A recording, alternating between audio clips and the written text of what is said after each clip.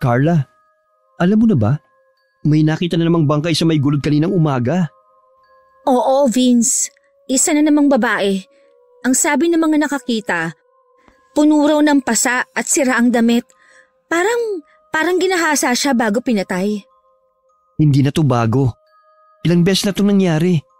Pero wala pa rin nahuhuli. Paano nangyayari yun? Kasi pinagtatakpan. Anong ibig mong sabihin? May alam ka ba? Si Kapitan, hindi ba napansin mo? Sa tuwing may ganitong kaso, ang bilis niyang isara ang investigasyon. Kesyo walang ebidensya, kesyo wala raw testigo. Pero paano magkakaroon kung mismo ang mga tao natatakot magsalita? Sigurado ka ba dyan sa hinala mo? Oo naman, wala nga lang akong ebidensya.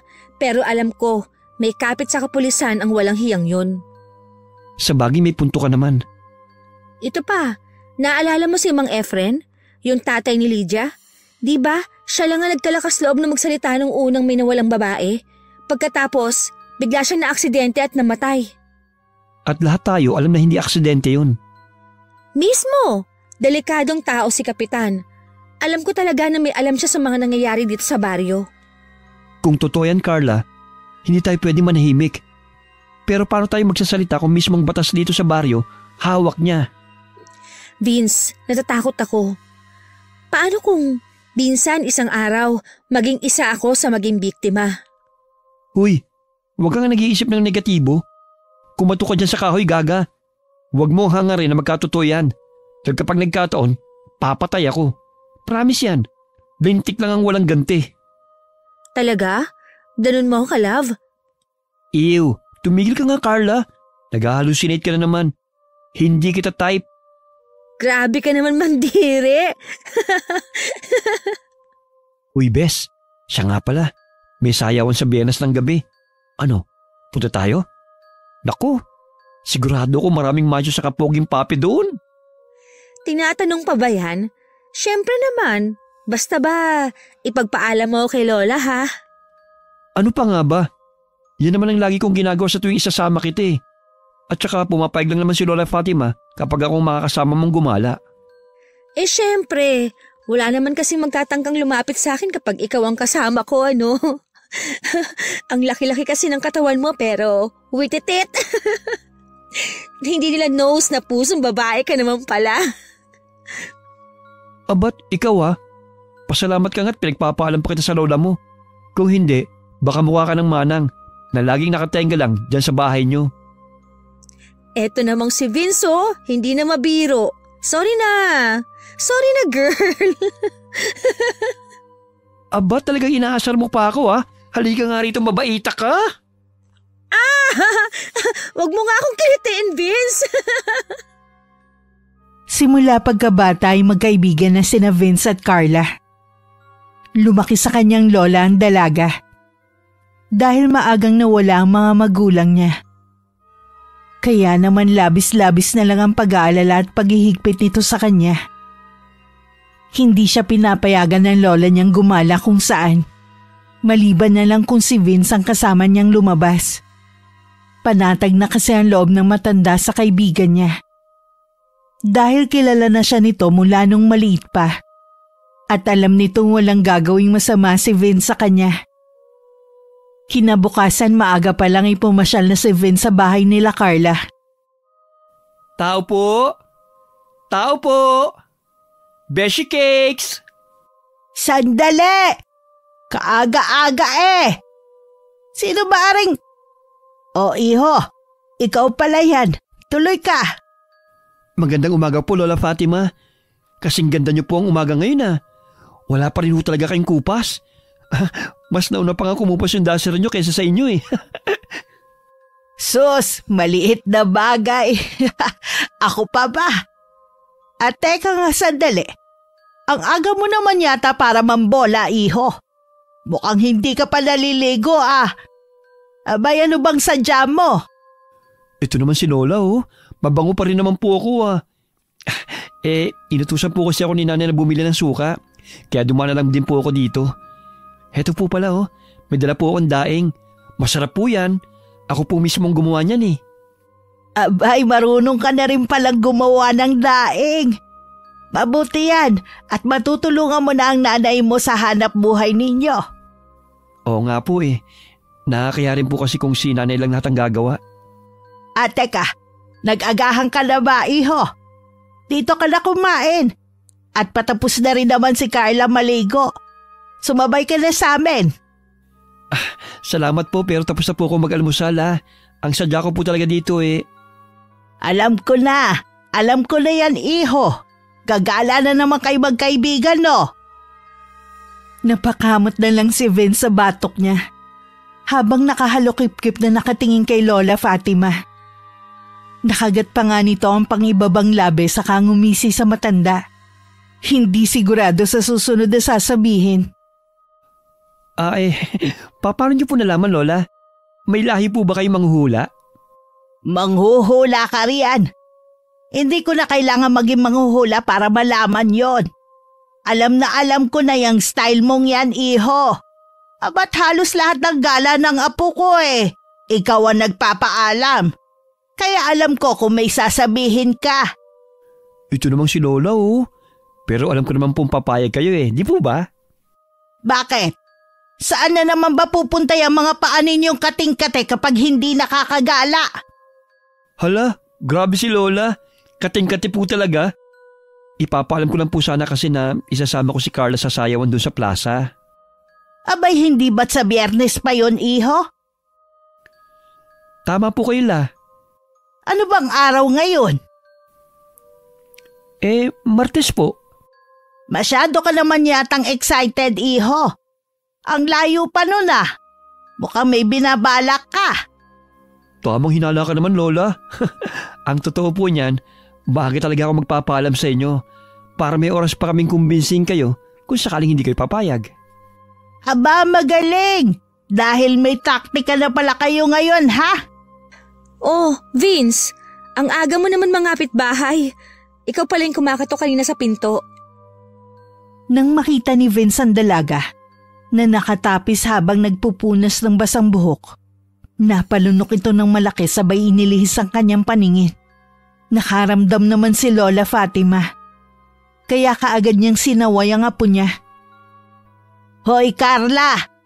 Magbihis ka na nga muna bago ka mang-usisa. Abay, hindi magandang tignan na nakatapis ka pa habang nakikipag-usap sa isang lalaki. Wala naman pong problema dyan kay Vince, Lola. Pero sige, dyan ka na muna, Beshi. Magbibihis lang ako, ha? Nang makapasok na ng kwarto ang dalaga, saka naman nagpatuloy sa pag-uusap ang dalawa. Nakita naman ng matanda kung paano pamulahan ng mukha ang binata habang hindi makatingin ng diretso sa kanya. Pagpasensyahan mo na ha.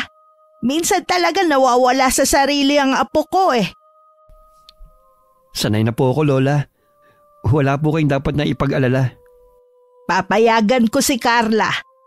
Pero ibalik mo siya sa akin ng buo, ha? Huwag mong pababayaan. Huwag po kayong mag-alala. Never ko pong pababayaan si Carla. Matanong ko lang. May gusto ka ba sa apo ko? Po? Bakit hindi ka makasagot? May gusto ka, no? Naputo lang sasabihin ni Vince nang lumabas ng kwarto ang dalagang bagong bihis. Nakasuot lang ito ng sleeveless dress na hanggang tuhod ang haba. Simple pero kitang-kita ang hubog ng katawan ng dalaga. Napalunok na naman si Vince dahil sa tanawing nasisilayan. Ngunit kaagad din naman nakabawi nang umuntag si Lola Fatima. Hoy! Natulala ka na, iho! May gagawin pa po pala ako sa bahay, La. Tama, mauna na po ako ha. Carla, uwi na ako ha. Sige Vince, mag-iingat ka. Salamat, tutuloy na ako. Natatarantang lumakad palabas ang binata. At nakasunod naman dito ang mata ng matanda. Ramdam ng matanda na may pagtingin ng binata sa apo nito. Kahit nagpapakita to ng pagkalamya at kalambutan sa pagkilos. Masaya naman ang matanda dahil alam niyang mabuting tao naman ang binata at hindi ito gagawa ng masama sa kanyang apo. Tara na't kumain, iha. Sige po, Lola. Teka, at maghahain po ako. Iha, may itatanong lang sana ako sa'yo. Ano po yun, La? Ikaw ba may manliligaw na? Po? Naku, Lola, wala pa pong nagkakamali. Talaga ba? Di mabuti naman kung ganon. Alam ko rin naman pong hindi niyo pa ako papayagan na magnobyo eh. Kaya kung may manliligaw man, di syempre po, matik na dead man na kaagad. Carla po, hindi naman sa pinagbabawalan kita Ang sakin lang naman kung sakaling may manliligaw ka nga, tilatisin mo munang maigi nang hindi ka masaktan at magsisi sa huli. Lola, wala naman pong nagtangkang manligaw kasi nga po, di ba? Hindi naman po ako nakakagala nang hindi kasama si Vince. Wala naglalakas ng loob na lumapit sa akin dahil siguro takot sa kanya. Parang tatay kasi ang dating ng kaibigan kong yun eh. Kahit ang totoo lalaki din ang gusto. Abay, totoo ba yung sinasabi mo, iha? Parang hindi ko naman nakikitaan ng kabaklaan si Vince Tsaka kahit ganun yun maaasahan at pinagkakatiwalaan ko siya. Sa bagay, tama naman po kayo, Lola. Kaya nga po, magkaibigan pa kami hanggang ngayon dahil mabait at matulungin po siyang tao. Saka, bakla po talaga yun. Huwag na lang po ninyong ipagsabi. Kaya kung sakaling may manligaw man sa'yo, gusto ko yung kagaya niya ang pipiliin mo, ha? Nang hindi ka kawawa pagdating ng panahon. Sa isip ng dalagay tugma sila ng gusto ng kanyang lola. Ngunit wala siyang magagawa dahil sinabi na ni Vince na lalaki din ang gusto nito. Kaya inakala niyang wala ng pag-asang maging sila kahit pa malalim na ang nararamdaman nito para sa binata. Lingid sa kaalaman ni Carla, matagal na palang may lihim na pagtingin para sa kanya ang binata. Ngunit hindi lang yun magawang aminin ni Vince dahil natotorpe ito. Natatakot din kasi itong masira ang kanilang pagkakaibigan kung sakaling mang aminin niya ito at hindi pala siya gusto ng dalaga. Kaya nakontento na lang siya bilang isang matalik na kaibigan. Ngunit kahit ganun, umaasa pa rin siyang masusuklian din sa huli ang nararamdaman niya. Nang sumapit ang Biyernes ng umaga, agad na naglambing si Vince sa kanyang ina.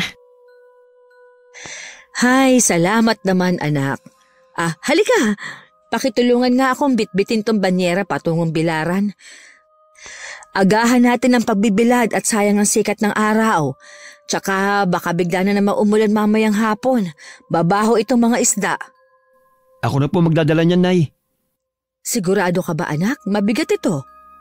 Sigurado po ako, Nay. Kayo naman. Para namang hindi lalaki ang anak nyo. Kung sa bagay, noong kaedad mo nga ang tatay mo makisig din yun at malakas. Manang-mana ka talaga sa kanya, anak. Siyempre naman po.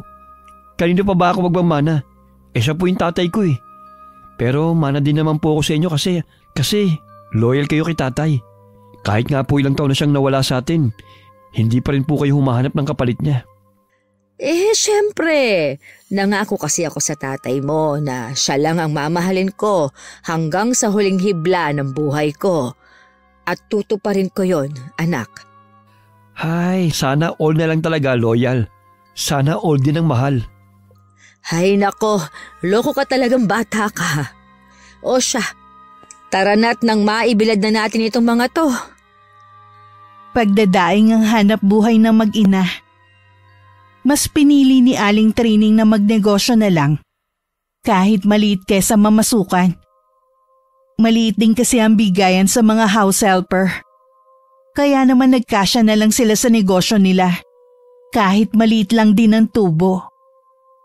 Ang mahalaga hindi sila masyadong napapagod at nakakapagpahinga sila at nakakakain sa tamang oras. Anak, hindi ba magkakaroon ng pasayawan mamaya sa plaza? Pupunta ba kayo ni Carla? Opo, Nay. Naipagpaalam ko na po siya kay Lola Fatima at pumayag na po siya. Huwag na lang muna kayong pumunta. Alam mo, kinakabahan kasi ako eh. Iba na ang panahon ngayon. Sobrang delikado, lalo na kay Carla. Yung tungkol po ba sa nangyayari sa baryo natin? Hindi ba? Marami nang nagagahasa at napapatay na babae dito sa atin. Gabi pa naman gaganapin yung pasayaw. Huwag po kayo mag-alala. Tulad ng sabi ko po sa lola niya, hindi ko po pababayaan ang best friend ko. Best friend lang ba talaga? Nay! Nagtatanong lang at nagpapaalala, anak. Pero Nay, napag-usapan na din talaga namin ni Carla yung tungkol sa mga babaeng ginagahasa. Sa totoo lang, natatakot ako para sa kanya. Siyempre babae. Tapos hindi naman natin alam kung sinong iiwasan o kakampiyan sa nangyayaring to. Tapos ganun pa yung kapitan natin. Parang walang pakialam sa hustisya. Alam mo, sa kinalakyan kong baryo, hindi batas ang nagpaparusa sa mga taong nananamantala ng kababaihan. Ang mga matandang albularyo at mangkukulam ang humahatol. Mangkukulam? Oo, Vince. Noong araw, may isang lalaki sa amin, mayaman, makapangyarihan at maraming koneksyon. Maraming babae ang pinaglaruan, pinagsamantalahan, pero hindi siya mahuli-huli. Kapag may nagsusumbong, bigla na lang silang nawawala o natatakot magsalita. Parang nangyayari dito ngayon. Tama. Kaya may isang matandang babae noon, isang kilalang mangkukulam ang nagsabi, kung ang batas ay hindi makakaganti, hayaan mong ang dilim mismo ang humusga. Anong ginawa niya sa manyakis na yun? Isinumpa niya ang lalaking yon. Isang gabi, nakita raw itong umiiyak at sumisigaw sa gitna ng kakahuyan, pero walang taong nakapaligid sa kanya. Paulit-ulit niyang sinasabi, "Ako ang may kasalanan! Patawarin niyo ako!" Hanggang sa kinabukasan, natagpuan siyang wala ng buhay. Nakanganga, nanlalaki ang mga mata, para bang may kung anong takot ang bumalot sa kanya bago siya namatay. Kayong gumawa nun? Lintik ka! Mukha ba akong mangkukulam? Sino? Kilala niyo ba? Yung kapatid ng lola mo. Marunong siyang mangkulam. Dapat may ganun din dito sa atin para matigilan yung kamanyakan ng taong gumagawa nun sa mga babae rito. Para matigilan yung kamanyakan ng taong gumagawa nun sa mga babae dito. Gusto mong magkaroon ng mangkukulam sa lugar natin? Kung para sa hustisya, Nay, bakit hindi? Sus! Tumigil ka! Huwag kang humiling ng ganyan at baka magkatotoo. Ang anumang kapangyarihan, kung galing sa masama, hindi kailanman magiging mabuti, anak. Pero Nay, wala namang nangyari sa mga kaso rito eh. Ilang babae na ang naging biktima, pero wala pa rin nahuhuli. Kung may isang tulad ng kapatid ni Lola, baka matakot sila. Hindi mo alam ang sinasabi mo, Vince. Oo, nakuha nila ang hustisya noon, pero may kapalit yun. Ano po? Hay, wag na nga lang natin pag-usapan yan. Basta mag-iingat na lang kayo mamaya ni Carla. Siya nga pala, Nay. Nasaan po pala yung polo ni Tatay? Aling polo? Nay naman, ilan po ba ang polo ni Tatay? Isa, bakit? Bakit pa po kayo nagtatanong kung alin doon? Kung wala rin naman po akong pagpipilian. Ay, oo nga pala. Bakit nga ba ako napatanong ng ganon? Baka signs of aging na po yun, Nay. 5 taon na lang, magsi-50 na po kayo eh. Bata pa yun, no? Sobra ka. May iba ko. Saan mo naman gagamitin ang polo, anak? Susutin ko po mamaya. Aba, poporma ka yata ah. Anong meron? Si Nanay Chismosa. Alam mo, maski hindi ka umamin, alam kong may gusto ka kay Carla. Tsaka alam ko na aamin ka na. Good luck ha. Alam ko hindi ka mabibigo kasi ramdam ko na may pagtingin din sa iyong dalagang yun. Talaga ba, Nay? Oo, maniwala ka.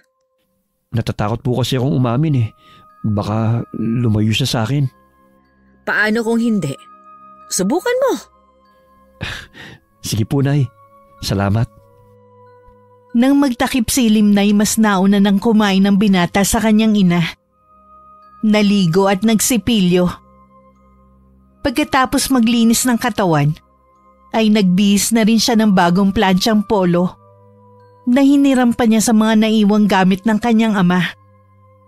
Hindi naman kalakihan ng kanyang ama, kaya hindi ganong maluwag ang damit sa kanya. Nang handa na ang lahat pati na ang dadalhin niya, gumayak na rin siya upang sunduin ang dalaga. Tao po, Carla, Lola Fatima. Uy, Vince, nandito ka na pala. Tuloy ka muna. Magbibihis na lang ako. Sige, hintayin na lang kita dito. Paglabas ng dalaga sa kanyang silid, saglit na natigilan si Vince. Napalunok siya habang nakatingin sa kaibigan niyang nakaayos. Suot ang isang simple ngunit eleganteng bestida. Bahagyang kulot ang buhok at may banayad na pulang lipstick sa labi. Hindi niya inaasahang makikita ito sa ganung forma. Parang bumagal ang oras habang pinagmamasdan niya ito. Sa bawat kilos, sa bawat ngiti ng kaibigan, lalo siyang napahanga. Kasabay nito ang mabilis na pagtibok ng kanyang puso. Nakabihis na ako. Tara na. La, tuloy na po kami. O sige, mag-iingat kayong dalawa ha. Hoy Vince, ipinagkakatiwala ko sa iyo ang apo ko. Oras na may mangyaring masama sa kanya, nako! Mayayari ka talaga sa aking bata ka. Ito talagang si Lola, nananakot pa. Opo, Lola. Ako na pong bahala kay Carla. Huwag na po kayo mag-alala. Ikaw, Carla, huwag kang lalayo kay Vince, ha? Lagi ka lang sa tabi niya. Para naman po akong bata niyan, Lay. Aba't nagre-reklamo ka yata? Baka gusto mo wag na lang tumuloy at dito ka na lang sa bahay. Di po ako nagrereklamo. Sabi ko nga po, didikit lang ako kay Vince eh. O siya, sige na. Lumakad na kayo. Nang makapagsayaw kayo ng matagal. Habang naglalakad ang dalawa, isang itim na sasakyan ang dahan-dahang dumaan sa gilid nila. Bukas ang mga bintana nito. Kaya kitang-kita nila ang mga lalaking sakay.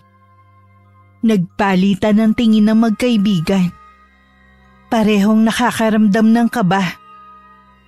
Lalo na nang mapansin nilang bumagal ang sasakyan. Ang malamlam na ilaw ng poste ay bahagyang nagpakita ng maitim na ngiti ng isa sa mga lalaking sakay. Binilisan ng dalawa ang paglalakad nila. Nakahinga lang sila ng maayos nang nilampasan na sila ng sasakyan. Kilala mo ba yung mga yun? Hindi eh. Pero yung isa namumukhaan ko. Parang nakita ko na minsan sa bahay ni Kapitan. Baka kamag-anak niya siguro. Kamag-anak pala ng kupal na kapitan. Sayang, pogi sana. Pogi? Kinikilig ka na niyan? Parang ngayon ka na nakakita ng pogi ah. Hala, hindi ha. Nagsabi lang na pogi yung isa, kinikilig na agad. Grabe ka naman. Iwasan mo mga yun. Hindi maganda ang kutob ko sa kanila. Mabuti pa umuwi lang kaya tayo. Hala, wag naman. Naghihintay yung mga friend natin sa plaza. Tsaka, wala namang mangyayaring gulo ngayon. Ang daming dayo ang dadalo. Safe naman tayo kapag maraming tao. Sige na nga. Pero kapag may naramdaman kang kakaiba, sabi mo kagad sa akin ha. Nax, protective. Aba natural. Hindi kita hahaya mapahamak no? Pilit nilang isinasantabi ang hindi maipaliwanag na kaba na iniwan ng sasakyan dumaang kanina. Ngunit sa di kalayuan sa dilim ng kalsada, may mga matang tahimik pa rin nakasubaybay sa kanila. Nang hindi nila namamalayan, nagpatuloy lang sa paglalakad sina Vince at Carla. Hanggang sa narating na nga nila ang plaza. Hinanap nila kaagad ng mga kaibigan. At nadatnan nila ang mga to na kausap ang mga lalaking nakita nila kanina sa sasakyan. Napakunot pa ang noo ni Vince nang bumaling sa kanila ang isang lalaki. At nakangiting sinalubong ang papalapit na si Carla. Hi, good evening. Carla, tama ba? Oo, paano? Hindi mo siguro natatandaan pero simula dati pa, Nung una naming bakasyon dito sa baryo nyo, binala ko na talaga magpakilala sa'yo. Kaso wala lang akong lakas ng loob nun eh. Si Kevin ay pamangkin ng kapitan nila. Nakapatid naman ng ina nitong si Aling Delilah. Lumaki to sa Maynila at sanay na itong mambola ng mga babae. Madalas sa mga nabobola nito ay ang mga probinsyanang katulad ni Carla. At dahil nga ayaw naman ni Carla na makabastos at lumabas na suplada, sinakyan na lang nito ang trip ni Kevin. Ako nga pala si Vince. Vince, nice meeting you pare. Hindi ko alam na may kuya pala si Carla. Hindi niya ako kuya pare. Actually, best friend niya ako. Oh, best friend. Nice. At ikaw naman, ano nga pangalan mo ulit? Oh, sorry. Nakakalimutan ko palang magpakilala sa inyo. Nakaka-distract kasing kagandahan mo eh. By the way, I'm Kevin. Wow, ang lakas naman. Wala bang ibang linya? Mukhang marami ka nang ginamitan yan ah. Hindi naman. Totoo lang naman sinasabi ko eh. Nga pala, pamangkin ako ni Cap. Talaga? Taga saan ka nga pala? Dito. Malinaw naman siguro sa sinabi mong lagi kang nagbabakasyon dito, di ba? Oo nga pala. Sorry, napaulit lang. Ganun ba? Sige, mag-enjoy ka lang ha. Sama lang ako sa mga kaibigan ko. Tara na, Vince. Sandali lang, Carla. Sorry, Kevin. Hindi ako mahilig sa scripted na small talk. See you around kung talaga nagbabakasyon ka rito. Sabay na naglakad sina Vince at Carla palayo. Habang naiwan si Kevin na nakangiti pero halatang tinablan sa mga sagot ni Carla. Agad na dumistansya ang dalawa. Nang makumpirma ni Carla na pamangkin nga ito ng kapitan, siya na agad ang umiwas. Ayaw niyang magkaroon ng kahit na anong koneksyon dito. Dahil alam niyang walang patawad ang pamilya nito. Kaya hanggat maaari lalayo na lang siya sa binata para makaiwas sa anumang maaaring mangyari. Kilala pa naman ang pamilya nila sa kawalang hustisya at pangmamanipula ng mga krimen na kinasasangkutan ng mga to. Grabe, taray naman nun. Ikaw may tinatago ka pala mga English sa baon ng lola mo. Bakit? Siya lang ba marunong magkonyo? Kalalaking tao ang arte magsalita, kairita? Talaga lang akala ko ba gwapo? Aanhin ko naman ng gwapo. Mas gwapo ka pa kaysa sa kanya. Talaga? Aba, may mukhang tinatago kaya itong paghanga sa akin Hoy, kapal mo bakla! Sinabi ko lang na mas gwapo ka pero hindi ibig sabihin may gusto ako sa'yo. Pero aminin mo, ako lang ang gwapong hindi mo iniiwasan. Hay nako, Vince, tigilan mo nga ako. Natural na hindi kita iiwasan. Ikaw lang ang pases ko para makagala eh. Ewan ko ba kung anong ipinakain mo sa lola ko at tiwalang-tiwala sa'yo. Grabe ka naman, aray Pero bakit namumula ka? Anong namumula? Ikaw talaga, kung ano-ano sinasabi mo, mainit lang siguro. Pero wala ka bang kilig na nararamdaman sa akin? Tigilan mo na nga ako, Vince. Natigilan si Vince. Natulala siya habang nakatitig sa mukha ng dalaga. Nais na niyang sabihin ng nararamdaman niya para dito. Pero nagtatalo ang kanyang isip kung tama ba ang gagawin niya o hindi. Hoy, natulala ka na naman dyan. Bakit? May dumi ba ako sa mukha ha? Ito, makatitig sa akin parang gusto mo akong tunawin Carla, gusto ko sa... Nakakuha na ng buwelo at lakas ng loob si Vince para magtapat sa dalaga. Nang bigla na namang sumingit si Kevin. Talagang hindi papayag ang dayo na hindi makuha ang gusto nito.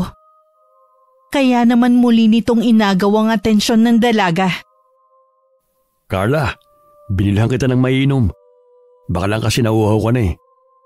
Vince, pwede ko bang hiramin saglit si Carla? Saglit lang, promise. Kakausapin ko lang siya.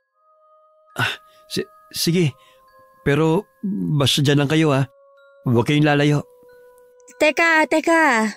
Di ba may sasabihin ka? Ano yon? Nakalimutan ko na eh. Sigurado ka? Oo, pero hayaan mo. Kapag naalala ko, sasabihin ko kagad sa'yo. O sige, Tayo na, Carla. Dun tayo. dito na lang tayo. Madilim na sa banda dun eh. Alam kong takot ka sa akin dahil pamangkin ako ng kapitan. Carla, alam ko ang mga balita tungkol sa tiyo ko. At sa maniwala ka man o sa hindi ako katulad niya. Hindi ko rin masasabing mabuti kang tao dahil lang sa sinabi mo. Tama ka. Kaya hayaan mo muna ako magpakilala sa'yo ng maayos. Oo, nagkakilala na naman tayo kanina, di ba? Oo nga, pero mas gusto ko pang kilalanin ka ng lubusan. Talaga? Seryoso ka? Ano ko ba? Siyempre oo. Kung gusto mo talaga, sige. Bumisita ka sa bahay. Ayaw kasi ni Lola na nagpapaligaw ako sa labas eh. Saka alam ko naman kung ano ang deserve ko at hindi. Ang straightforward mo naman masyado. Pero sige, kung yun ang magpapagaan sa loob mo, dadalaw ako sa bahay nyo. Tara, sayo tayo. Sige, dun tayo sa gitna para maliwanag. Nagmasid lang sa gilid si Vince at hindi niya inaalis ang paningin sa dalaga, lalo pat may kasama itong lalaki. Ang planong pagtatapat na yun ay hindi na niya itinuloy.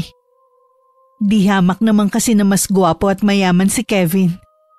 Kaya inisip niya na baka baliwalain lang din ng dalaga ang damdamin niya para rito.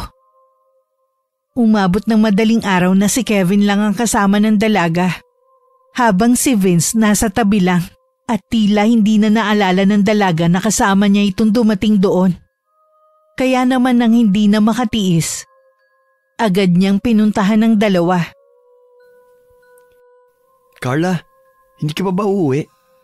Ako na mag-aatid sa kanya. Ako na. Magkasama kaming pumunta rito, kaya magkasama rin kaming uuwi. Ihahatid ko na lamang siya para hindi na siya mapagod sa paglalakad. Kevin, okay lang. Sanay naman na kaming maglakad ng malayo eh. Tsaka baka magtaka rin ng lola ko kapag ikaw ang naghatid sa akin. O sige, kung yan ang gusto mo eh. Basta bibisita ako sa inyo ha. Ikaw ang bahala. Sige na, mauna na kami. Mag-iingat ka ha. Salamat. Salamat din. Nag-enjoy akong kasama ka. Ngiti na lang ang itinugon ni Carla sa sinabing yun ni Kevin. At saka hinila na ang kaibigan para umuwi. Habang naglalakad ay tahimik lang silang dalawa. Sa lahat na naging gala nila ay yun ang pinakatahimik. Madalas kasi sila nag-aasaran sa daan habang pauwi. Minsan pa nga'y naghahabulan sila. Ngunit ngayon mabigat ang pakiramdam ni Vince dahil hindi niya nagawa ang kanyang layunin. Habang ang dalaga naman ay nakikiramdam lang sa kasama. Kaya hindi rin umimik hanggang makarating na nga sila sa kani-kanilang tahanan. Kumusta naman ang lakad mo, anak? Ano, nasabi mo na ba sa kanya? Olats po, Nay. Anong olats? Binasted ka, anak? Hindi naman po. Hindi ko na po itinuloy ang pag-amin kasi may nakilala siyang iba eh. Mas malala pa nga po yata to sa busted na eh. Anong ibig mo sabihin, anak? Sino ang nakilala niya? Isang bisita lang po dito sa baryo. Pamangkin daw po ni Kapitan. Ano? Pamangkin ni Kapitan? Oo, Nay. Parang dun siya nagka-interes. Akala ko ba galit siya kay Kap? Ano nangyari? Hindi ko nga alam eh. Sinubukan ko naman siyang balaan. Saka nung una naman, Nay, tinatarayan niya yun. Ewan ko, biglang nagbagong ihip ng hangin. Biglang tumigas ang ulo. Hindi naman sa nanghuhusga ako ng tao pero alam mo kasi, hindi ako naniniwalang may mabuting bunga kung galing sa bulok na puno. Anong gagawin ko, Nay? Ayoko naman panghimasukan masyadong buhay niya. Pero hindi ko rin matiis na pabayaan siya mapalapit sa kanila. Anak, minsan ang pinakamabuting magagawa mo ay siguraduhin mong nariyan ka kapag kailangan ka niya. Hindi mo siya mapipilit na makinig. Pero kapag dumating ang araw na makita niya ang totoo, dapat nandyan ka para saluhin siya. Ang hirap, Nay. Ang sakit makita siyang may ibang kinikilala. Ganyan talaga, anak. Pero kung talagang kayo ang para sa isa't isa, kahit ano ang mangyari, babalik siya sa'yo. At kung hindi, Di may ibang nakalaan para sa'yo. Pero sana anak, sana hindi na siya madamay sa gulo ng pamilya ni Kapitan. sana nga, Nay. Sana nga. Sige po, magpapahinga na po ako. Nang makapasok sa kanyang silid ay agad nang nahiga si Vince. Hindi na siya nag-abala pang magbihis. Dahil pakiramdam niya ay latang-lata na siya. Hindi naman siya pagod na pagod. Pero pakiramdam niya ay nawala na siya ng ganang kumilos.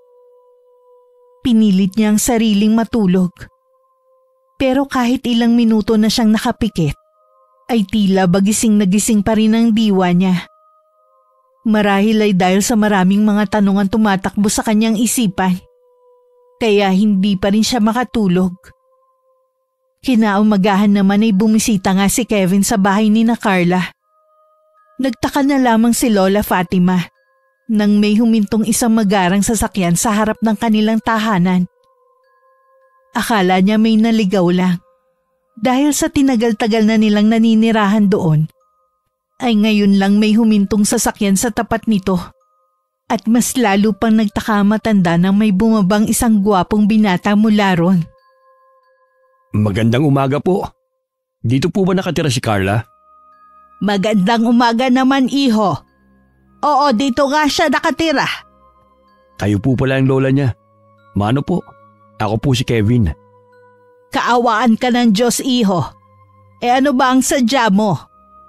Gusto ko pong ligawan ng apo niyo kung papayagan niyo po ako. Teka, saan mo ba nakilala ang apo kong si Carla? Ngayon ko lang nakita ang mukha mo rito sa baryo namin Nagkakilala po kami kagabi sa sayawan. Pamangkin po ako ng kapitan ng baryong to. Abay, hindi ko sukat akalain may magtatangkang manligaw sa apo ko. At galing pa sa pamilya ninyo. At sa kakagabi lang kayo nagkakilala, manliligaw ka na agad. Sigurado ka ba sa pinapasok mo, iho? Opo, lola. Hindi ko po maipaliwanag pero kakaiba pong naramdaman ko nung makilala ko si Carla. Talaga? Pero iho, hindi basta-basta si Carla. Hindi yan tulad ng ibang babae na madadaan lang sa matatamis na salita. Alam ko po yun. Kaya nga po gusto ko siyang ligawan ng maayos sa tamang paraan. Ikaw ba? Sigurado ka na dyan sa nararamdaman mo. Abay, pamangkin ka ng kapitan. Alam mo naman sigurong hindi maganda ang tingin ng mga tao sa pamilya ninyo. Naiintindihan ko po yan. Pero iba po ako. Wala akong kinalaman sa mga ginagawa ng tiyuhin ko.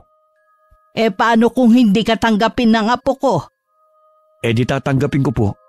Pero lola, susubukan ko pa rin. Hindi naman po ako susuko kagad. Abay, matibay ang loob mo, iho. Sige, hindi kita pipigilan. Pero tandaan mo to, Kevin. Ang apo ko, hindi laruan, ha? Kapag pinaiyak mo yan, ikaw mismo ang may kalalagyan sa akin. Opo, nangangako po ako. Siya, sige. Tignan natin kung paano mo mapapatunayan ng sarili mo. Maraming salamat po. Naku, mukhang nagising na ang apo ko. Siya, bahala ka na kung paano mo siya kukumbinsihin. Pero paalala lang, iho, ha? Matalim ang dila ni Carla. Baka bago mo siya mapasagot, mapapaiyak ka muna. Handa po ako sa kahit anong sagot niya. Abay, sige. Tignan na lang natin. Sa sandaling yun, bumukas ang pinto at lumabas si Carla. Mukhang bagong gising at halatang walang ideya kung ano nangyayari. Nagtagpo ang kanilang mga mata at napataas agad ang kilay ng dalaga na makita si Kevin sa harap ng bahay nila. Anong ginagawa mo rito? Good morning, Carla. Formal na ako magpapakilala sa'yo bilang manliligaw mo. Ha? Manliligaw? Ang bilis mo naman. Ayan na nga ba ang sinasabi ko Akala ko nagbibiro ka lang Saka agad-agad. Hindi kaya ako nagbibiro sa mga ganitong bagay. At saka siyempre dapat agad-agad. Ito nga pala, may dala akong almusal para sa inyo. Salamat, Kevin. Nag-abala ka pa. Mabuti na lang din. Dahil hindi pa nakakapagluto tong si Carla. Dahil puyat kalalakwat siya. Lola naman. O siya, sige. Maiwan ko muna kayong dalawa, ha? At magwawalis lang ako sa labas ng bahay. Sige po, Lola. Teka, kumain ka na ba? Oo, kumain na ako kanina sa bahay bago ako pumunta rito. Sige na, kain ka na. Ang kulit naman nito. Habang kumakain si Carla ng agahan, hindi niya maiwasang mapansin ang presensya ni Kevin. Sa kabila ng galit niya sa pamilya nito, tila hindi niya magawang itaboy ang binata. Alam niyang dapat ay may distansya siya. Ngunit sa hindi niya malamang dahilan, may kung anong pumipigil sa kanya. Hindi niya maunawaan kung bakit hindi niya magawang maging malamig sa binata tulad ng inaasahan niya. Masarap ba yung ulam? Ha? Oo, masarap. Sige, ubusin mo yan ha, para mabusog ka. Dahil sa pagbisitang yun ni Kevin sa bahay nila, inakala ni Carla na totoong nararamdaman ito para sa kanya. Pati si Lola Fatima ay napaniwala nito na mabait at magalang itong tao kahit ang totoo ay pakulo lamang yun ng lalaki para makuha ang kanyang gusto sa dalaga. At dahil nga sa pinakitang pagbait-baitan ng binata, naniwala na nga ng tuluyan ng maglola. Matapos ang isang linggong pagbabalik-balik nito sa bahay ng dalaga, ay sa wakas umubra na ang kanyang plano. Sinagot na nga siya ng dalaga at nakuha na niya ang tiwala ng matanda. Kaya maaari na niyang ituloy ang kanyang binabalak. Lola Fatima, magpapaalam lang po sana ako mamaya kung pwede ko pong ilabas si Carla mamayang gabi. Kakain lang po kami. Teka sandali. Bakit sa labas pa kayo kakain? Ang mabuti pa dito na lang kayo sa bahay. Magluto na lang kayo ng gusto niyong kainin. At magaling naman magluto yan si Carla eh. Gagastos ka pa niyan. Ayos lang naman po na gumastos ako para kay Carla. Espesyal naman po kasi siya sa akin eh. Kahit na. At sa kagabi pa kayo lalabas. Abay hindi ako papayag. Bakit naman po nung si Vince ang kasama ng apo niyo pumayag naman po kayo? Dahil kababata ni Carla si Vince at matagal ko na siyang kilala. Alam kong hindi gagawa yun ng masama sa aking apo. Paano ko naman po mapapatunayan na mapagkakatiwalaan din po ako kung hindi niyo ako bibigyan ng pagkakataon? Kahit isa lang po, Lola. Kahit ngayon lang po. Sige na. Siya nga po pala. Ito po, may pinabibigay po pala si Mama sa inyo. Itong bibingka. Tulad ba to ng dati? Masarap ba ito? Opo, masarap po yan. Tulad ng dati. Kaya ubusin niyo para lahat ng sabihin ko, hindi niyo tatanggihan. Anong sabi mo, iho? Hindi ko masyadong narinig eh. Anong hindi tatanggihan? Sabi po ni Mama, huwag niyo daw po tatanggihan yan kasi espesyal daw po yan. Habang umunguya si Lola Fatima ng bibingkang inabot ni Kevin, unti-unting lumambot ang kanyang ekspresyon. Kanina lang ay may pag-aalinlangan pa siyang nararamdaman. Ngunit sa hindi maipaliwanag na dahilan, tila gumaan ang loob niya sa binata. Maya-maya pa nagpatuloy siya sa pagkain. Tila hindi na naiisip ang pag-aalangan kanina. Napansin to ni Kevin at lihim na napangiti. Ilang saglit pa, nag-angat ng tingin si Lola Fatima at tumingin kay Carla na tahimik na nanonood sa kanila. Sige na apo, sumama ka na sa kanya. Pinapayagan na kita. Napakunot ang noo ni Carla. Tila nagtataka sa biglaang pagbabago ng isip ng kanyang lola. Kanina lang ay parang tutol ito. Pero ngayon bigla na lang pumayag sa pag-alis nila. Samantalang si Kevin naman ay nakangiti ng buong buo. Halatang kontento sa naging resulta ng kanyang munting estratehiya. Saan ba tayo pupunta, Kevin? Basta, huwag ka na maraming tanong. Baka kung saan yan, ha? Ano ka ba? Kakain lang tayo sa labas, kaya huwag ka mag-alala. O sige, sabi mo eh. Habang binabaybay nila ang daan sakay ng kotse ng binata, nagsimulang magtaka ang dalaga na mapansin niyang hindi sila papunta sa direksyon ng bayan kung saan nandun ang kainan. Sa halip lumiko sila sa isang makipot at madilim na daan, papalayo sa mataong lugar. Kevin, saan mo ako dadalhin? Ngunit hindi sumagot si Kevin. Tahimik lang siyang nagpatuloy sa pagmamaneho. Napahigpit ang hawak ni Carla sa bag niya at naging malikot ang kanyang mga mata. Sagutin mo ko! Akala ko ba kakain lang tayo? Saan na ba tayo papunta? Relax ka lang. Sandali na lang. Malapit na tayo. Ihinto mo tong sasakyan! Bababa ako! Hindi pwede. Lalong lumakas ang kaba ni Carla. Hindi niya gusto ang tono ng boses ni Kevin. Parang may tinatago ito at hindi niya malaman kung ano. Sinubukan niyang buksan ang pinto ng sasakyan pero hindi niya maintindihan kung bakit ayaw bumukas nun. Ano ba? Hindi na ito nakakatawa! Huminto ka na! Ngunit hindi siya pinansin ni Kevin. Nakapirmi lang ang mga mata nito sa daan. Dire-diretsyong nagmamaneho sa madilim at tila hindi mataong lugar. Napatingin siya sa bintana. Walang ibang sasakyan. Walang ibang tao. Duguan na ang kanyang mga kuko sa kakakalas sa seatbelt nang bigla siyang napahinto. Huminga siya ng malalim. Pinilit na pakalmahin ang sarili. Hindi siya pwedeng magpanik. Kailangan niya mag-isip. Kevin, ano bang meron? Bakit mo ako dinala sa lugar na to? Huwag ka matakot, Carla. May gusto lang akong ipakita sa'yo. Gusto ko nang umuwi. Buksan mo to. Bababa na ako. Sa palagay mo'y pakakawalan pa kita? Ha? Anong pinagsasabi mo? Muling itinuloy ng binata ang kanyang pagmamaneho. Hanggang sa makarating sila sa isang abandonadong bahay.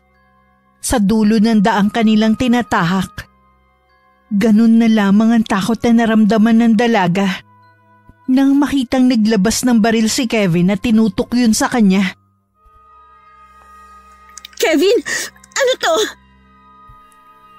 Bumaba ka na. Nanginginig ang kamay ni Carla habang nakatitig sa baril na nakatutok sa kanya. Pakiramdam niya ay biglang nanlamig ang buong paligid. Hindi niya inakalang hahantong sa ganito ang simpleng pagpayag niyang sumama rito. Kevin, anong ibig sabihin nito? Akala ko… Tama ng tanong, Carla. Basta sumunod ka na lang kung ayaw mong masaktan.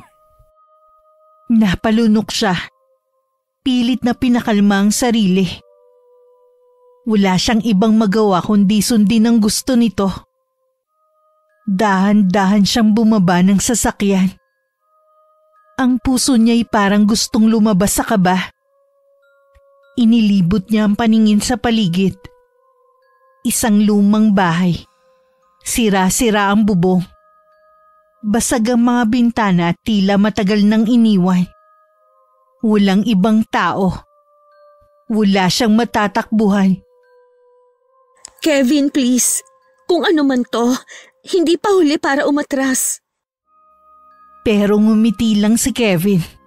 Hindi na yun ang maamong ngiti na nakita niya noon, kundi isang malamig at mapanlinlang na ngiti. Itinulak siya nito papasok sa loob ng bahay. Huwag ka nang umarte, Carla. Dito ka muna. Napasigaw si Carla nang biglang bumukas ang isang pinto ng bahay. Mula ron may lumabas na dalawang lalaking hindi niya kilala. Matitigas ang kanilang muka. Halatang sanay sa ganong sitwasyon. Humitit muna ng sigarilyo ang isang lalaki bago nagsalita. O, di ba maganda siya? Ha? Natawa ang dalawang lalaki pero sumang-ayon din sa kanya. Tuwang-tuwa ang mga to dahil inisip nilang muli na naman silang magpapakaligaya sa gabing yon. At tulad ng dati, nagsimula na silang gumamit ng ipinagbabawal na droga. Napaatras si Carla. Nanginginig sa takot. Napatingin siya kay Kevin. Umaasang may maaaninag siyang awa sa mukha nito. Pero wala. Wala ni katiting. Kevin, bakit mo ito ginagawa sa akin? Solve na ako. Mga pare, ako muna ha. Standby lang kayo dyan sa labas. Doon muna kami sa kwarto nitong chicks ko. Walang hiya ka! Bastos! Huwag ka nang pumalag. Huwag ka mag-alala. Magiging masaya to. Masasolve ka sa akin. Kevin, wag! Parang awa mo na! Ngunit tumawa lang ito. May halong yabang sa kanyang tinig. Sa gilid ng kanyang mata, nakita niyang lumabas na ang dalawang lalaki sa pinto. Iniwan silang dalawa sa loob ng madilim na silid. Wala nang iyakan, Carla. Mag-enjoy ka na lang. Parang demonyo ang binatang tumatawa habang unti-unti nitong hinuhubad ang sariling kasuotan. Hanggang pati ang panloob nito'y tinanggal na rin. Mas lalo pa nga itong natawa nang makita kung paano panlakihan ng mata ang dalaga. Huwag kang lalapit! Sinasabi ko sa'yo, isusumbong kita sa mga pulis! Ha? Pulis? Sa tingin mo ba maniniwala sa'yo mga pulis kapag nagsumbong ka sa kanila? Mag-isip ka nga, Carla. Kayo ang may kagagawa ng mga panggagahasa at pagpatay sa mga babae dito sa baryo? Nadali mo. Ay, halika na. Huwag mo na akong pahirapan kung ayaw mong matulad sa kanila. Hindi! Lumapit si Kevin. Ang kamay nito'y lumanda sa braso ni Carla. Pababa sa bewang. Kevin, wag! Parang awa mo na! Ngunit ngumisi lang si Kevin. Tila wala itong naririnig. Lumakas ang kabog ng dibdib ni Carla. Pakiramdam niya unti-unti siyang nauubusan ng oras. Kailangan niyang kumilos bago mahuli ang lahat.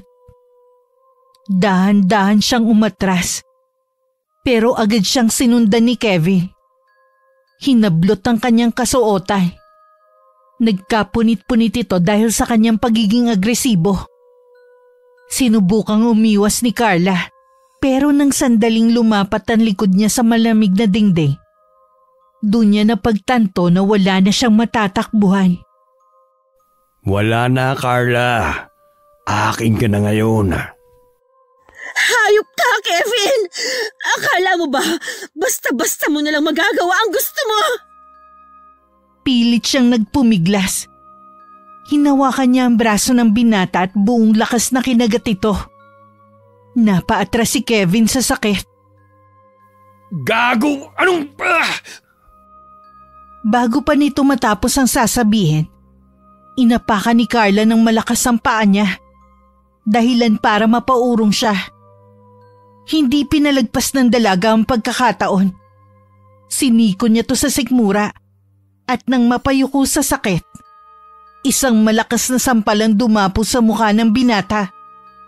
Habang natitigilan si Kevin, agad na dinampot ni Carla ang isang kahoy sa sahig at binato yun sa lalaki. Mabilis siyang tumakbo papalabas ng kwarto. Hinahabol naman siya ng malalakas na mura ni Kevin. Tarantadong... Huwag mong isipin makakatakas ka! Narinig niyang bumukas ang pinto sa labas. Nandun ang mga kasama ni Kevin. Pero hindi siya titigil. Mas pinabilis pa niya ang takbo.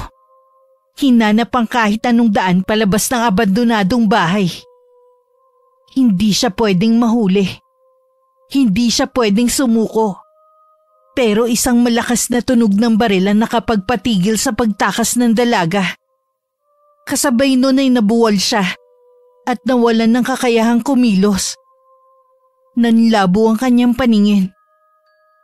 Pero bago siya tuluyang mawalan ng malay, naramdaman niyang may humaplos sa kanyang katawan. Tumulo ang luha sa mga mata ng dalaga bago siya tuluyang nawalan ng malay. Nasa tabi niya si Kevin. May halong kasabikan at kasamaan ng titig nito. Sinamantala niya ang kahinaan ng dalaga. Mabilis siyang yumuko upang tuluyang maisakatuparan ng kanyang maitim na balak. Oo mga chong, tulad ng dati, kayo na ang bahalang dumispat siya sa babaeng to.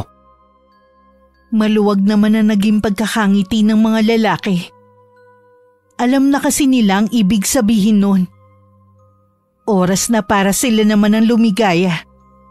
Hinintay muna nilang makalabas ang kaibigang lalaki bago simulan ng pagpapaligaya.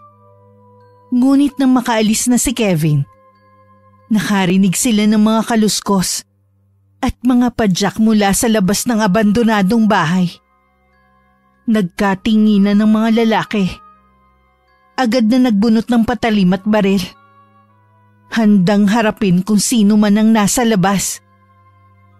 Unti-unti silang lumapit sa bintana.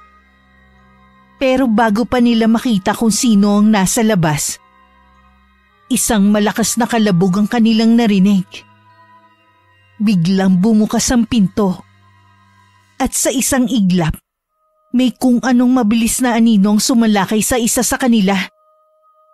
Isang matalim na sigaw ang umalingaw-ngaw, kasabay ng pagsirit ng dugo sa sahig. Bago pa sila makaputok ng baril, isang matinding puwersa ang tumama sa isa pa sa kanila. Agad itong nabuwal. Duguan ng leeg na tila pinunit ng matatalas na kuko. Si Carla kahit mahina pa mula sa natamong tama ng bala, nagawa niyang idilat ng kanyang mga mata. At sa kabila ng panlalabo ng kanyang paningin, nakita niya kung sino ang dumating.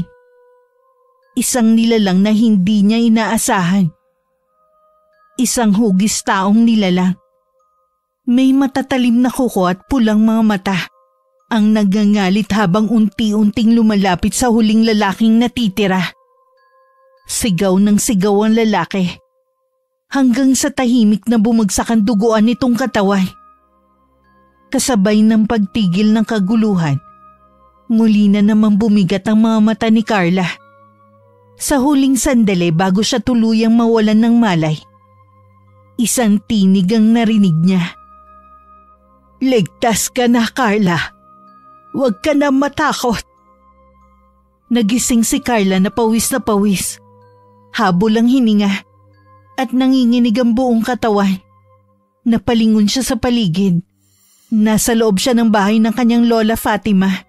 Ligtas na siya. Ngunit sa kabila ng seguridad ng lugar, hindi niya mapigilan ng sumigaw nang maalala ang mga nangyari sa kanya. Wag! Tama na! Wag! Mabilis na pumasok si Lola Fatima sa silid. Bakas sa mukha ang pag-aalala. "Apo! Bakit? Ano nangyari?" Ngunit hindi sumagot si Carla. Patuloy itong nanginginig.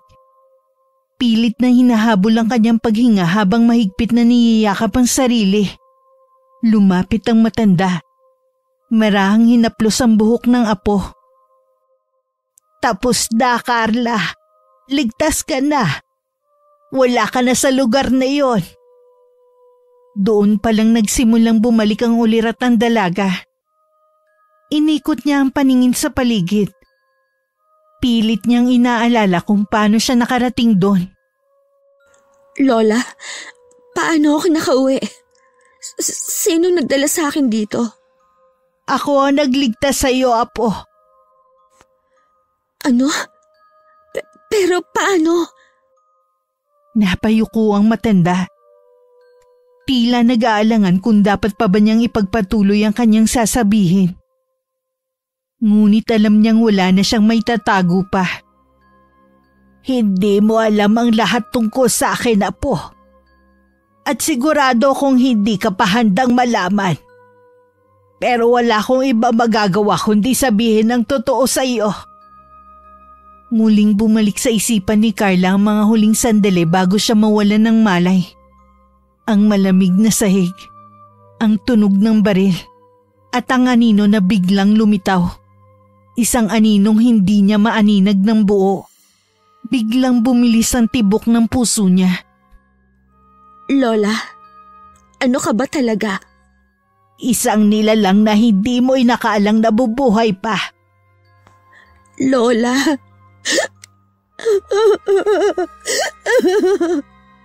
Matagal ko nang itinago ito, Apo. Pero siguro panahon na para malaman mo ang totoo.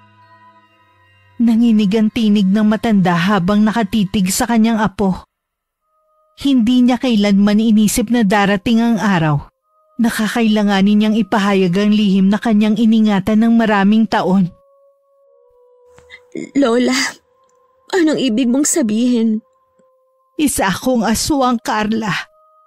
Isinilang ako sa isang lahi ng mga nilalang na matagal nang umiiral sa mundong ito. Ngunit hindi ako katulad ng mga aswang na kinatatakutan ng marami. Hindi. Hindi maaari. Alam kong mahirap itong tanggapin. Pero kung hindi dahil sa akin, baka wala ka na ngayon. Napapikit si Carla. Pilit inaalala ang nangyari bago siya mawalan ng malay. Naalala rin niya ang malalakas na sigaw. Ang mga daing ng sakit at takot mula sa mga lalaki. Lola, anong ginawa mo sa kanila? Pinakawalan ko ang isang bahagi ng aking sarili na matagal ko nang kinokontrol. Ginamit ko ang tunay kong anyo para iligtas ka, Apo. Pinatay mo sila? Hindi sumagot si Lola Fatima. Ngunit ang katahimikan niya naging sapat na kasagutan para kay Carla. Hindi ko hahayaang may manakit sa iyo, Apo. Handa akong gawin lahat para protektahan ka. Tumingin si Carla sa mga mata ng kanyang lola. Sa kabila ng kanyang takot, may isang bahagi sa kanya ang nagsasabing hindi siya dapat mangamba.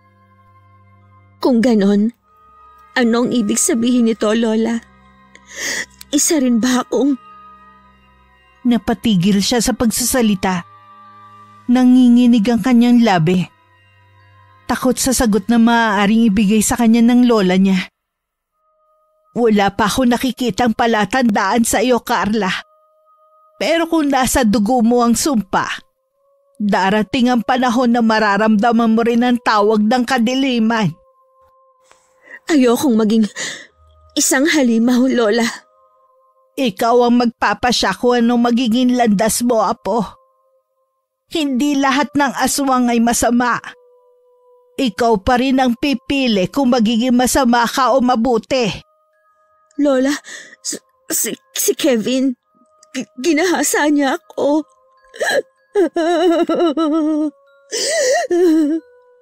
Hindi ko na siya inabutan. Kasalanan ko.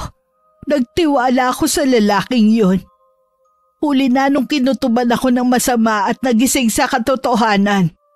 Patawarin mo ko, Apo. Yung lalaking yun ginamitan tayo ng gayuma para mapasunod tayo sa gusto niya. Paano kung malaman niyang buhay ako? Paano kung may gawin silang masama sa atin, Lola? Hindi ko hahayaang mangyari yun. Apo, yung tungkol sa pagkatao ko. Huwag po kayo mag-alala. Wala po akong alam. Nakatulugan na ng dalaga ang pag-iyak. Naaawa ang matanda sa madilim na sinapit ng kanyang apo sa kamay ng walang iyang si Kevin. At hindi niya maaatim na walang gawin para sa apo niya. Kaya naman kinabukasan sinugod niya ang bahay ng kapitan, kung saan tumutuloy ang binata at ang nanay nito. Kahit papano'y gusto niyang kunin ang hustisya ng apo sa tamang paraan. Kevin! Kevin! Lumabas ka nga riyan! Walang yakang lalaki ka! Lumabas ka! Aba, sino ka namang matanda ka ha? Kaya aga-agay nag-e-eskandalo ka rito sa tapat ng bahay namin. At bakit mo hinahanap ang anak ko? Ilabas mo yung anak mo at may kasalanan siya sa apo ko! Ha! At ano naman ang kasalanan ng anak ko sa apo mo, Aber? Ginahasa ng anak mo ang apo ko! Ginahasa? Hindi gagawin ng anak ko yun. Maraming nagkakandara pa sa binata ko kung hindi mo lang alam. Bakit naman siya manggagahasa pa? Aber? Ano bang gusto mo, tanda ha? Pera? Baka namang ginusto lang ng apo niyo yan. Anong sinabi mo? Kinukonsinti mo ang katarantaduhan ng anak mo? Umalis ka na nga dito. Baka ipahabol pa kita sa aso. Hindi demanda ko yung hayop na batang yan. Hay nako. Sige, magdemanda ka kung gusto mo. Wala ka rin naman mapapala eh. Mag-aaksaya ka lang ng pagod at laway mo sa wala. Umalis ka na nga at nasisira ang araw ko sa'yo. Tandaan mo ito ha. Bilog ang mundo. Kung ngayon tumatawa ka, baka bukas iiyak ka na. Pagkatapos magsalita ng matanda ay tumalikod na ito at umuwi. Sa kabilang dako naman, napag-utusan naman si Vince na bumili ng inumin tubig nila ng kanyang ina mula sa tindahan. At nang madaanan niya ang bahay nila Carla, may kung anong nagtulak sa kanya para kumustahin ito. Kahit napilit siyang umiiwas sa dalaga magmula nang magkalapit ito kay Kevin, may bahagi pa rin sa kanyang gustong makita ang dalaga. Tao po? Lola Fatima? Carla? Nang marinig ni Carla ang pamilyar na tinig, agad siyang napatayo mula sa kinauupuan sa sala. Sa kabila ng matinding takot at pagkalito sa mga nangyari, isang bagay lang ang sigurado. Kailangan niya ng isang kakampi. Walang pag-aalinlangan niyang binuksan ang pinto. At nang makita ang binata, agad siyang napayakap dito. Para bang isang taon na silang hindi nagkita. Vince? Nagulat si Vince sa inasal ng dalaga. Hindi niya inaasahan ng ganitong pagtanggap. Lalo na't matagal na siyang umiiwas dito. Dahan-dahan niyang ibinalik ang yakap. Ramdam ang panginginig ng katawan ng dalaga. Carla, ano nangyari? Bakit parang takot na takot ka? Hindi agad nakasagot si Carla. Sa halip mas humigpit pa ang yakap niya. Pilit na tinatago ang luha na bumabagsak mula sa kanyang mga mata. Vince, bakit ngayon ka lang kasi pumunta dito? Anong ibig mong sabihin? Muli siyang tiningnan ng dalaga. Baka sa kanyang mukha ang takot, pagkalito at hinanakit. Hindi alam ni Vince kung ano ang eksaktong nangyari. Pero ramdam niyang may mabigat na pinagdadaanan ng kaibigan niya. Pumasok tayo. May kailangan akong sabihin sa'yo. Hindi na nagdalawang isip ang binata. Hinawakan niya sa braso si Carla at dahan-dahang pumasok sa loob ng bahay. Tahimik na nakamasid si Lola Fatima mula sa sulok ng sala. Waring pinag-aaralan ng magiging reaksyon ni Vince. Umupo si Carla sa sofa. Nanginginig ang kanyang mga kamay habang mahigpit na nakakuyong. Umupo rin si Vince sa tabi niya. Nag-aalalang hinawakan ng kanyang balikat. Ano bang nangyari? Si Kevin. Vince. Si Kevin at ang mga kaibigan niya. Halos hindi niya masabi ang sumunod ng mga salita. Nanginginig ang kanyang labi at napayuko siya. Hindi makatingin ng diretso sa kaibigan. Nagpanting ang tenga ni Vince. Mabilis siyang tumayo. Nagngangalit ang kanyang anyo. Anong ginawa nila sa'yo? Carla, sabihin mo sa akin. Lumapit si Lola Fatima. Inilagay ang kamay sa balikat ng binata. Tila pinapakalma ito. Ginahasa ako ni Kevin. Ano? Ang gagong yun? Mapapatay ko siya, Carla. Mapapatay ko siya. Tara, magsumbong tayo sa mga pulis. Kailangan nilang malaman ang ginawa sa'yo ni Kevin. Vince, mag-aaksaya pa ba tayo ng panahon para dyan? Alam mo namang malakas ang kapit ng pamilya nila sa mga yon, di ba? Alam ko, pero panggagahasa ang ginawa niya at hindi yun makatarungan. Maaari niya din tayong baliktarin. Maaari niyang sabihin na pera lang ang habol ko sa kanya. Hayaan mo na lang, Vince. Huwag ka na lang makialam pa't baka lumaki lang ang gulo. Huwag makialam? Naririnig mo bang sinasabi mo? Carla, ikaw ang nagrabyado rito. Hindi ako mapayag ng babaeng minahal at iningatan ko. Bababuin lang ng iba. Ipaghihiganti kita. Kung hindi ko man makamit ang hustisya sa legal na paraan, pues ako ang gagawa. Hindi pwede to. Hindi pwede to. Please, Vince. Ayoko nang madamay ka pa. Hayaan mo na lang ako. Maayos din to. Magtiwala ka. Malalampasan ko rin ito. Nanggaling ako kanina kina Kapitan at nag-eskandalo ko doon. Pero walang nangyari. Mga sarado ang utak at mga tenga nila. Hindi sila naniniwalang ginahasa ng walang yang yun ang apo ko. Huwag na po kayo mag-alala, Lola. Makukuha natin ng hustisya para kay Carla. Isinusumpa ko po. Nagpaalam na ang binata sa maglola. Pagka-uwi niya sa kanilang bahay, pilit niyang ikinubli ang galit at gigil na kanyang nararamdaman. Kinalma niya ang sarili. Dahil ayaw niyang makaramdam ang kanyang nanay na meron siyang binabalak. Nay, may number po ba kayo ni Lola Ikang? Oo anak, bakit mo naman naitanong? Wala po, Nay. Naalala ko lang po. Pwede ko po bang hingin? Mangungumusta lang po ako sa kanila. Bala ko rin po kasi magbakasyon dun sa susunod na buwan eh. Sige anak, walang problema. Oh, heto. Hanapin mo na lang dyan sa cellphone ng pangalan ng lolahin mo. Salamat po, Nay. Nagtataka man ay hinayaan na lang ng ginang ang anak.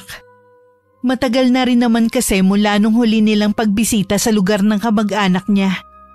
Kaya naman naiintindihan niya si Vince.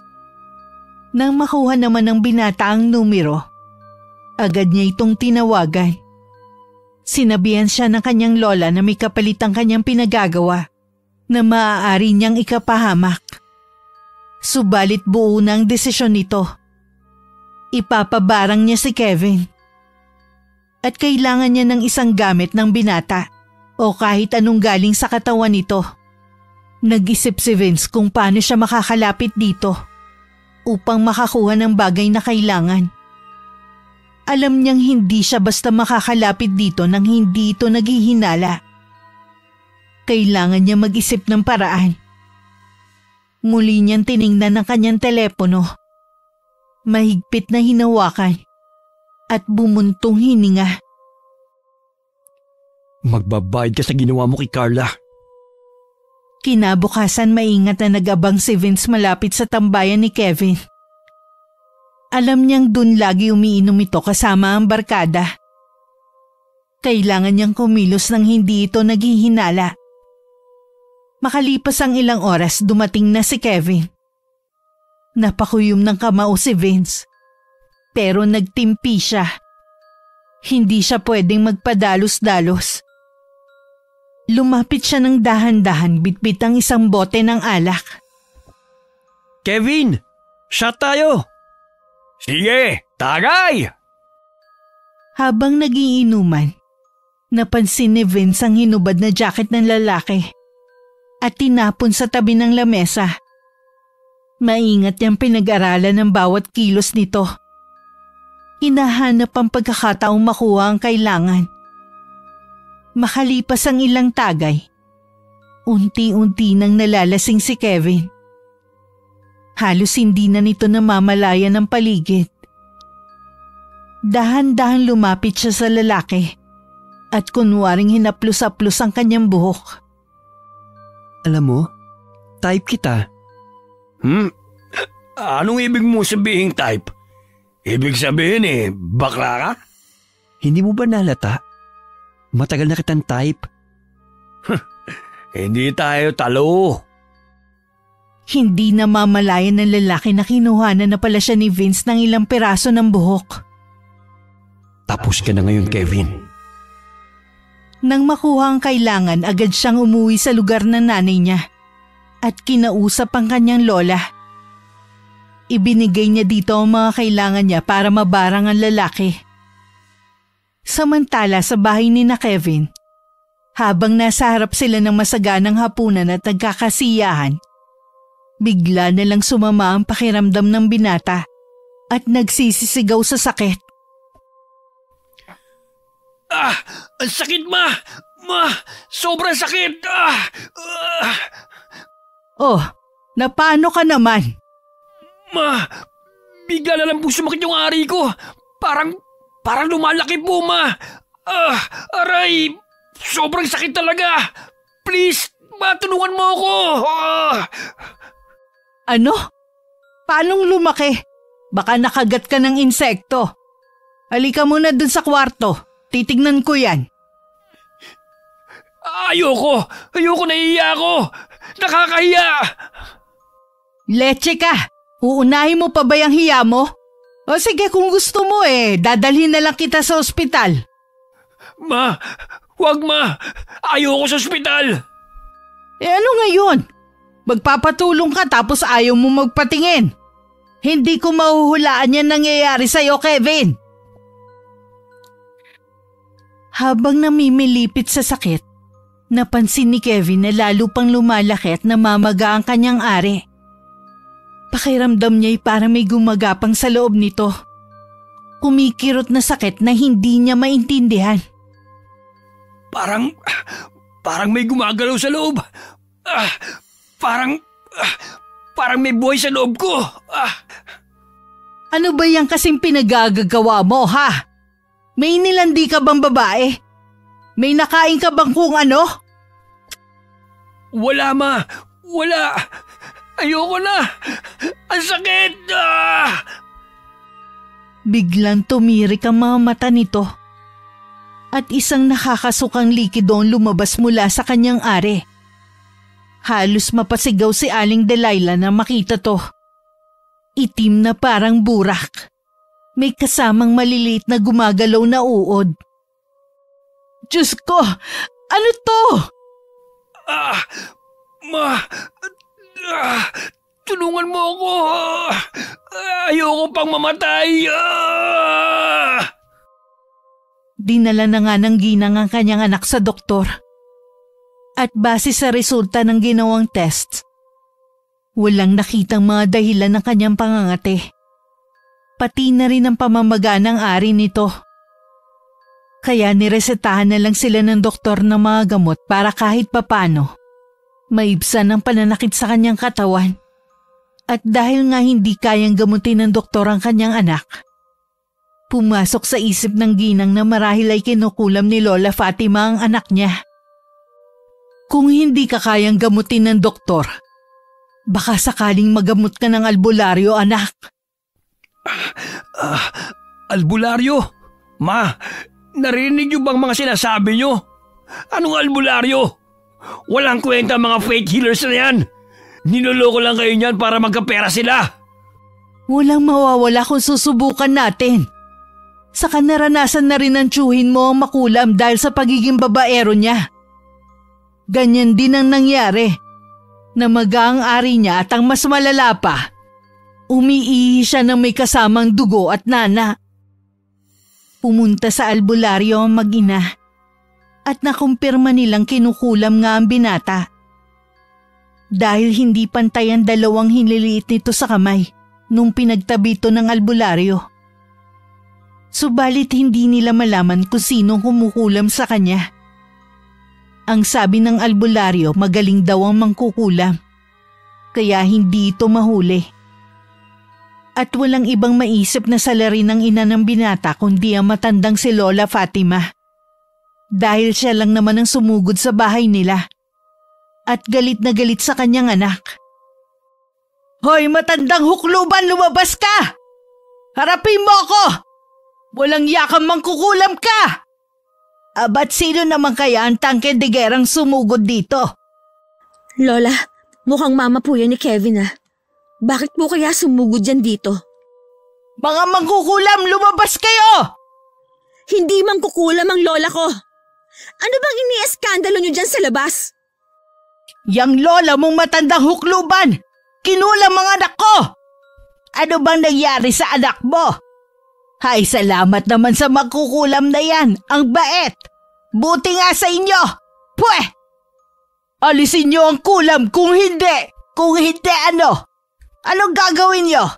Ipapapatay nyo kami? Madaming nakakarinig sa'yo oh.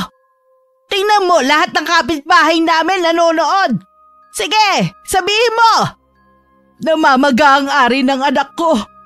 Alam ko kayo may kagagawan nun. Nakikiusap ako. Tigilan niyo ang anak ko. Handa akong magbayad ng malaking halaga basta tigilan niyo lang si Kevin. Wala kaming ginagawa sa anak mo. Sinungaling! Hindi ako sinungaling. Dahil kung talagang mangkukulam ako, dapat inuna ko ng sinaray ang bunganga mong napakaingay. Umalis ka na rito. Natakot naman si Aling Delilah sa banta ng matanda. At naikuyom na lamang ang dalawang kamao bago dali-daling naglakad palabas ng bakuran nila. Natatawa pa nga si Lola Fatima. Dahil halos matapilok mga ang ginang sa pagmamadali. Saan ka ba galing? Pahingi po ng gamot. Ang hapdi po ng buong katawan ko. Parang sinusunog ako sa loob. Anak, ano nangyayari sa'yo? Bakit puro sugat na yung balat mo? Diyos ko, ang baho-baho mo. Para ka naagnas. Anak! Ewan ko. Ang kati po eh. Ang kati-kati. Kahit anong kamot ko, lalo lang pong sumasakit. Magbihis ka nga ng damit. Teka, bakit basa ito? Anak, may lumalabas na likido sa katawan mo. Diyos ko, may mga nana. Kaya pala ang baho-baho. Pakitignan po yung likod ko. Parang may gumagapang eh. Ang bigat. Parang may gumagalaw sa ilalim ng balat ko. Nanginginig ang kamay ni Aling Delilah habang dahan-dahan niyang tinataas ang damit ng anak. Ngunit pagtingin niya sa likod nito, halos mabitiwan niya ang hawak na t-shirt at mapaatras sa sobrang gulat. Anak! Diyos ko! Ano to? Sa kanyang harapan, ang likod ni Kevin ay puno ng malalalim na sugat. At mula sa mga to may maliliit na uod na gumagapang palabas. Kumikislot-kislot habang binubutas ang balat nito. Agad na nagpahanap ang ginang ng ibang mas magaling na albularyo. Malaki ang paniniwala niya na hindi lang basta mangkukulam ang dumadali sa kanyang anak, kundi isang mambabarang. Pagdating ng albularyo at makita ang kalagayan ni Kevin, agad itong napailing. Sinubukan niyang tawasin ng binata upang matukoy kung sino ang gumagawa ng barang. Ngunit hindi niya ito magawa. Masyadong malakas ang puwersang bumabalot sa binata. Hindi niya kayang kontrahin ito. Sa kabila ng pagsisikap ng albularyo, lalo lamang lumala ang kalagayan ni Kevin. Unti-unti nawalan na siya ng kakayahang gumalaw. Hanggang sa tuluyan na siyang naparalisa sa kanyang hinihigaan. Habang lumilipas ang oras, kitang-kita ang pagkaputla niya. Hanggang sa nawalan na ito ng malay at hindi na nila magising. Mabilis na kumalat ang balitang yun sa buong baryo at naging pulutan ng mga tao sa mga umpukan. Nakarating din yun kay Aling Trining. Anak, halika nga muna rito. Maupo ka sa tabi ko at may itatanong lang ako sa'yo. Ano po yun, Nay? May kinalaman ka ba sa nangyayari sa pamangkin ng kapitan? Kay Kevin po? Bakit? Ano po nangyayari sa kanya? Malala na daw ang kalagayan nito. Sabi nila, binarang. Wala akong kinalaman dun, oh. Ba't ko naman po yung gagawin? Vince, anak kita. Alam ko kung kailan ka nagsisinungaling. Ano po kasi, Nay, eh? Pinagsamantalahan niya po si Carla. Ano ka mo? Pinagsamantalahan? Diyos ko! Mahabaging ama! Bakit? Mahabang kwento po. At isa pa, alam naman po natin na wala tayong makukuhang hustisya habang nandito tayo sa baryo na ito eh. Pero anak, baka madamay ka pa. Alam mo bang may kapalit yung mga ginagawa mo? Opo, pero kakayanin ko po yun. Ang hindi ko maaatim ay hindi mabigyan ng hustisya ang ginawa ng lalaki yun sa babaeng matagal ko nang iniingat-ingatan. Pero anak, alam mo bang usap-usapan na si Lola Fatima ang pinagbibintangan nilang bumarang dun sa lalaki? Oh? Nang marinig to ni Vince, agad siyang pumunta sa bahay ng maglola para tignan ang kalagayan ng mga to. Ayaw niya mapahamak sila nang dahil sa kanyang kagagawan. Laking gulat niya na makitang naroon ang ina ni Kevin. Nakaluhod at iyak ng iyak. Parang awa niyo na. Tanggalin niyo na ang sumpa ng barang sa anak ko. Masyado na siyang nahihirapan. Nangangayayat na siya at nagmamakawang patayin na lamang siya. Alam kong may mali rin ako dahil kinonsinti ko ang mga ginagawa ng anak ko. Pero sobra-sobra naman po yung pagpaparusang ito. Hindi na po makatao. At ang ginawa niya sa apo ko na pambababoy, makatao ba yon? Hindi rin naman ah. Saka ilang ulit ko bang sasabihin sa'yo wala kaming kinalaman dyan sa nangyayari sa anak mo? Kung ano man niyang pinagdadaanan niya ngayon. Marahil karma na niya yan. Carla, pakiusap. Tulungan mo si Kevin. Please, Iha. Pasensya na po, pero wala rin po akong magagawa sa mga nangyayari kay Kevin. Wala po kaming kinalaman sa sinasabi ninyo. Hindi ako naniniwalang wala kayong alam. Pero hindi pa rin ako titigil na magmakaawa sa inyo para tigilan na ang pagpapahirap sa anak ko. Kung kinakailangang araw-araw ako lumuhod sa harapan ninyo para lang patawarin niyo na ang anak ko sa mga nagawa niya sa inyo, gagawin ko. Gumaling lang ang anak ko. Biglang nakaramdam ng awa si Vince nang marinig kay Aling Delilah kung gaano nakalala ang kalagayan ni Kevin. Ramdam niya ang paghihirap ng puso ng babae. Kaya naman hindi niya magawang magsaya.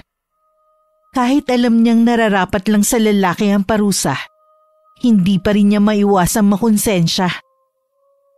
Agad niyang tinawagan ng kanyang lola at nakiusap na itigil na ang barang at huwag papatayin ng biktima. Mula nang matanggal ang sumpa ng barang, naging madali na sa mga albularyo na mapagaling ang binatang may sakit. Matapos mapagaling ang kanyang mga sugat, kusang sumuko si Kevin sa mga pulis at inamin ang ginawang panghahalay kay Carla. Sa pagsuko niya, hinarap niya ang mga kasalanang matagal niyang itinanggi. Nagkaroon na rin ng hustisya hindi lamang para kay Carla, kundi para na rin sa lahat ng mga babaeng naging biktima nila. Samantala si Carla naman ay nagsimulang bumangon mula sa bangungot na sinapit niya. Alam niyang mahaba pa ang proseso ng paggaling.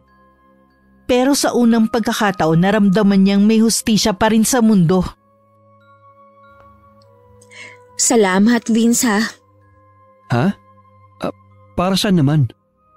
Kasi lagi kang nandyan para sa akin. Maaasahan ka talagang kaibigan. Ay nako, Senti Siyempre naman. That's what friends are for nga, di ba? At saka, alam kong ikaw rin na nagpabarang kay Kevin. Alam kong masama, pero nagpapasalamat pa rin ako dahil tinuruan mo siya ng leksyon. Paano mo nalaman? Sinabi sa akin ng nanay mo. Si nanay talaga hindi mapigilan ng bibig. Sorry ginawa ko lang naman yun kasi… Naiintindihan ko na nga ang kulit. Hindi ka ba galit? Baliw! Bakit naman ako magagalit? Ako na nga tong ipinagtanggol at ipinaghigante. Aarte pa ba ako? Halika nga rito. Payakap ako. Sus! Ikaw Para-paraan Akala mo ba hindi ko napapansin? Napapansin ng alin na naman. Nalalaki ka na kumilos at magsalita. Yan na ba ang tunay na Vince, Ala! Huli ka! Ikaw Nagbabakla-baklaan ka lang ba para makalapit ka sa akin? May gusto ka ba sa akin? Loko, matagal na kaya. Manhid ka lang kasi. At ako pa pala ang manhid. Ikaw lang torpe ka kasi. Sa pagkakataong yun, sa wakas ay umamin na rin si Vince sa kanyang nararamdaman. Tinanggap naman ito ng dalaga. Dahil alam niyang hindi siya masasaktan kapag ito ang pinili niya. Tuwang-tuwa naman si Lola Fatima nang malamang umamin na nga si Vince sa apo niya. Botong-boto kasi talaga siya sa binata. Lumipas ang ilang taon ng kanilang matibay na pagmamahalan. Sa bawat pagsubok na dumaan, mas lalo silang naging matatag hanggang sa dumating ang araw na nagpa siya si Vince. Nadalhin sa mas mataas na antas ang kanilang relasyon. Inalok niya ng kasal si Carla. Walang pag-aalinlangan tinanggap ito ng dalaga. Sa huli natutunan ni na Vince at Carla na ang buhay hindi palaging makatarungan. Ngunit may paraan upang bumangon mula sa sakit at pagsubok. Pinatunayan nila na sa kabila ng madilim na nakaraan, may pag-asa pa ring bumuo ng bagong simula. Wakas. Carla,